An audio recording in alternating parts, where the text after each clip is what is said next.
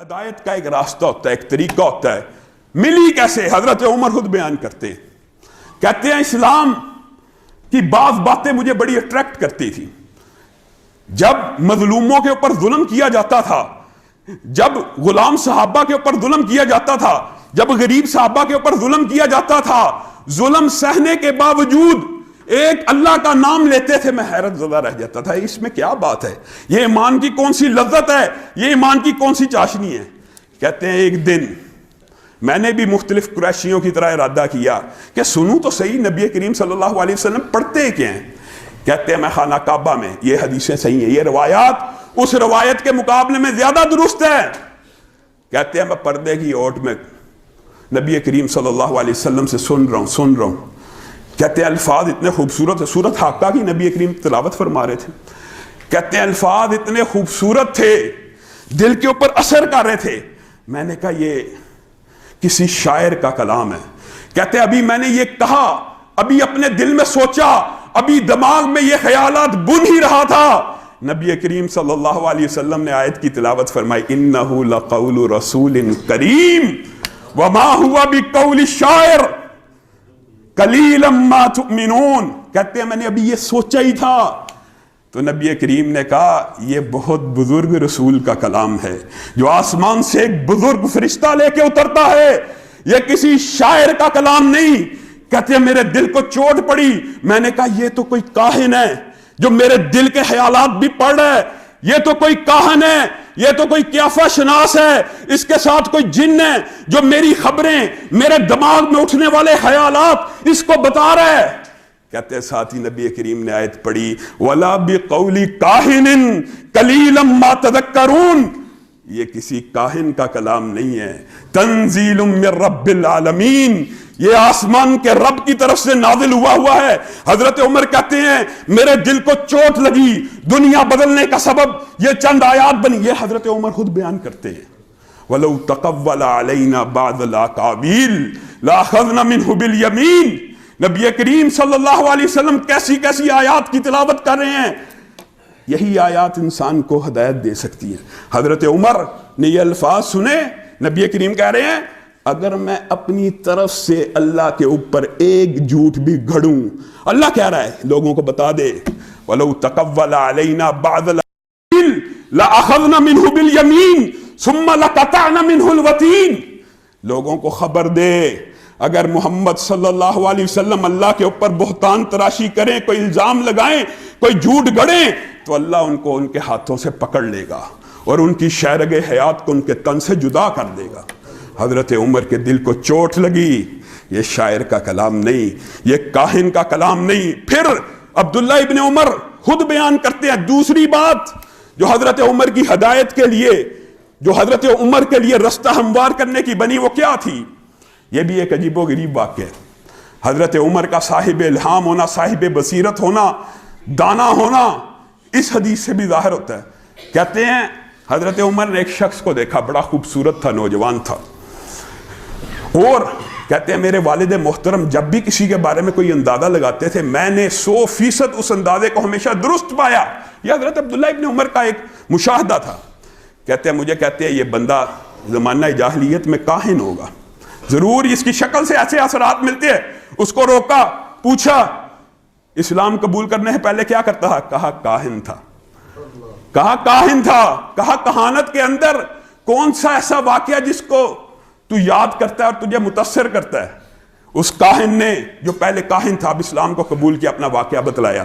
حضرت عمر کو واقعہ بتلاتا ہے کہ جس واقعے نے میری زندگی کو بدلا وہ یہ تھا، میری جو غلام جننی تھی، حضرت عمر کو بتلایا کہ جو زندگی بدلی اس کی وجہ یہ تھی، ایک دن میری جننی آئی، کہا اب میں تیرے تابع نہیں رہوں گی، اب میں جا رہی ہوں، تو کیا نہیں دیکھتا آسمان پہ اللہ رب العزت نے پہرے لگا دیے ہیں، پہلے ہم آسمان پہ جایا کرتے تھے، کوئی خبر اچک لیا کرتے تھے، اب جاتے ہیں تو شہاب ساق کے پیچھا کرتا ہے، میں یہاں سے جا رہی ہوں۔ حضرت عمر نے اس کی بات کی تصدیق کی، اور عبداللہ ابن عمر بیان کرتے ہیں حضرت عمر کے اسلام لانے میں یہ واقعہ تھا۔ حضرت عمر کہتے ہیں میرے ساتھ بھی ایسا واقعہ پیش آیا، میں ایک دن بتوں کے پاس سویا ہوا تھا، بت کے آستانے کے اوپر ایک گائے کو ذبح کیا گیا، اس گائے کو جب ذبح کیا گیا اس کے اندر سے چیخ کی آواز آئی. ایک جننی نے کہا اگر مراد پانی ہے, کہتا سب مشرک سن رہے ہیں, سب مشرک, لیکن تعصب ہوتا ہے, ایک خاندانی تعصب ہوتا ہے. انسان کو اپنے آباء و اجداد کا دین چھوڑنے میں وقت لگتا ہے, لیکن چوٹ لگ جاتی ہے. اصل میں آج بھی اگر آپ دیکھیں تو سارے مسائل معاشرے میں کیا ہیں, باپ دادا کا دین نہیں چھوڑنا. کیوں نہیں چھوڑنا؟ وہ دین جو نبی کریم صلی اللہ علیہ وسلم دے, اگر اللہ کا کلام آ جائے, رسول اللہ کا فرمان آ جائے, تو پھر بھی دین نہ بدلے, تو پھر بھی بات نہ بدلے, تو پھر بھی سر تسلیم ہم نہ کرے, تو اس کا مطلب یہ ہے کہ تو غلطی کے اوپر ہے.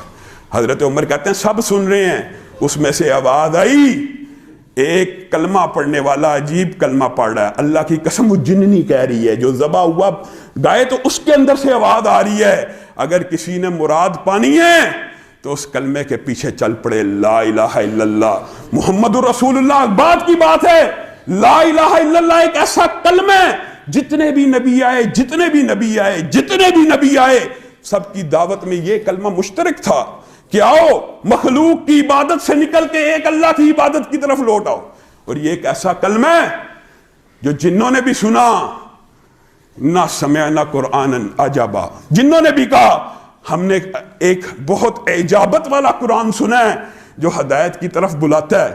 اور اس جنی نے یہ نعرہ بلند کیا. حضرت عمر کا واقعہ ہے, حضرت عمر کہتے ہیں یہ دو واقعات تھے جنہوں نے زندگی میں انقلاب بپا کر دیا.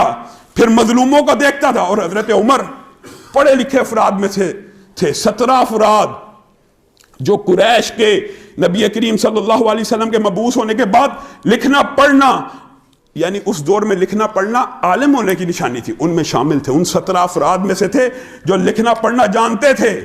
نبی کریم صلی اللہ علیہ وسلم سے چھوٹے تھے, عام الفیل کے 13 سال بعد پیدا ہوئے, اور اسلام کس سن میں قبول کیا؟ 6 سن نبوی میں اسلام کو قبول کیا. اب اگر تمام روایات ملا لی جائیں تو بات یہ ہے, نبی کریم صلی اللہ علیہ وسلم کے حضور پیش ہوئے, جس دن اسلام قبول کیا سب سے پہلا عمل ان کی جرت اور بہادری کا, دلیری کا, اسلام کے عروج کا. حضرت عبداللہ ابن مسعود کہا کرتے تھے, صحیح قول ہے, صحیح سند سے ان کا قول ہے, جب بھی نیک لوگوں کا ذکر کرنا اسلام میں امتی ہو تو اس کا ذکر عمر سے شروع کرنا. کیوں؟ عبداللہ ابن مسعود آپ کہہ رہے ہیں, ابو بکر سے کیوں نہیں کہا؟ افضل تو ہیں مقام و مرتبے, وہ بھی جانتے ہیں افضل ہیں. کہا عمر سے اس لیے شروع کرنا, جس دن سے اسلام میں آیا ہے اسلام کو عروج ملا ہے, اس دن کے بعد اسلام نے پستی نہیں دیکھی, عروج کا سفر شروع کر دیا. وجہ کیا ہے؟ حضرت عمر ادھر اسلام قبول کرتے ہیں, ابتدائی طور پہ دین چھوڑنے کا جو دھچکا ہوتا ہے وہ ان کو لگا, وہ واقعات بھی ملتی ہیں. لیکن پھر جب شرح صدر ہوا, کہا عرب کا کون سا آدمی ہے جو سب سے زیادہ تیزی سے خبریں پھیلاتا ہے؟ آج کل بھی ہمارے معاشرے میں کچھ لوگ ایسے ہوتے ہیں جن کو کہا جاتا ہے CNN یا BBC ہے, اس کے کان میں کوئی خبر ڈال دو یہ پورے معاشرے میں پھیلا دے گا. حضرت عمر کہتے ہیں عرب کا کون سا آدمی ہے جس کے کان میں کوئی خبر پہنچ جائے تو پورے عرب کو پتا چل جائے؟ کہا جمیل نامی شخص ہے. حضرت عمر, یہ دلیری ہے, یہ بہادری ہے, اسلام قبول کیا, وقتی طور پہ جو لمحات آئے جب گزر گئے تو جمیل کو بلا کے کہتے ہیں میں نے اسلام کو قبول کر لیا ہے, میں محمد رسول اللہ صلی اللہ علیہ وسلم پہ ایمان لے آیا ہوں. ابھی جملہ مکمل نہیں تھا ہوا, جمیل بھاگ گیا, خانہ کعبہ میں پہنچا, قریش کو وعدے دینا شروع کر دی, سنو. حضرت عمر پیچھے ہیں, گھبرائے نہیں ہیں, ڈرے نہیں ہیں. وہ جو روایات ہیں کہ عمر کے اسلام قبول کرنے کے بعد مسلمانوں نے پہلی دفعہ اعلان نماز کو قبول کیا, اس کی وجوہات یہ ہیں. عمر بھی پیچھے چل رہے, جمیل اعلان کر رہا ہے عمر نے اپنا دین بدل دیا. عمر پیچھے سے کہہ رہے ہیں نہیں بلکہ اسلام کو قبول کر لیا. عمر نے اپنا دین بدل دیا, نہیں بلکہ رسول اللہ پہ ایمان لے کے آیا. اور حضرت عمر کی جرت کا اندازہ کیجئے, قریشی پل پڑے, سردار پل پڑے. 3 دن پہلے حضرت حمزہ نے اسلام قبول کیا, ان کے لیے بہت بڑی بات تھی. یہ کیا ہو رہا ہے؟ قریش کے پڑھے لکھے اور قریش کے بہادر اگر نبی کریم صلی اللہ علیہ وسلم کے اوپر ایمان لے آئیں گے تو ہمارے آباء و اجداد کے دین پہ کون رہے گا؟ حضرت عمر کے اوپر پل پڑے کہ اس کو آج سزا دیتے ہیں. روایات کے اندر آتا ہے 2 پہر عمر اکیلے لڑتے رہے, 20 لوگوں نے حملہ کیا, لڑتے سورج جب ڈھلنے لگا تھک گئے.